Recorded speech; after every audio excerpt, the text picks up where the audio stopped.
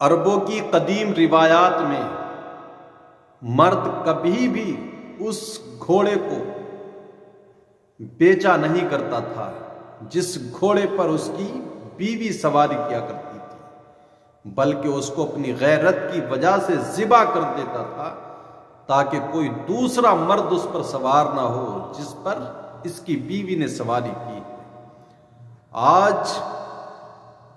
کبھی کسی عورت کا جب انتقال ہو جاتا ہے تو اس کے گھر والے، اس کے خاندان جو محرم ہوتے ہیں، وہ کس طریقے سے میت کے قریب آ کر قبر کو ڈھانپ لیتے ہیں اور ایک حلقہ بنا کر کے پورا ہجوم قبر پر لگا لیتے ہیں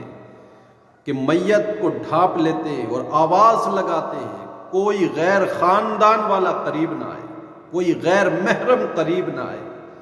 اس کو دیکھے نہ، جبکہ وہ میت جس عورت کا انتقال ہوا ہے وہ کفن میں لپٹی ہوئی ہے، پردے میں لپٹی ہوئی ہے۔ آخر یہ سب یہ لوگ اپنی غیرت ہی کی وجہ سے کرتے ہیں نا، کہ ہماری غیرت اس بات کو گوارا نہیں کرتی کوئی غیر ہماری میت کو دیکھے۔ تو میں پوچھتا ہوں، کیا اس غیرت کی زیادہ حقدار ہماری زندہ بیٹیاں، بہویں، ہمارے گھر کی عورتیں نہیں ہیں؟ جو غیرت مرنے کے بعد تم نے جتائی ہے جبکہ وہ کفن میں لپٹی ہوئی ہے، تو یہ غیرت کہاں گئی؟ وہ انسان ایک عورت کے لباس سے اس کے باپ کی تربیت، اس کی ماں کی پاکیزگی، بھائی کی غیرت اور اس کے شوہر کی مردانگی کی جھلک نظر آتی ہے۔ تو ثقافت، آزادی، جمہوریت کا یہ مطلب نہیں ہے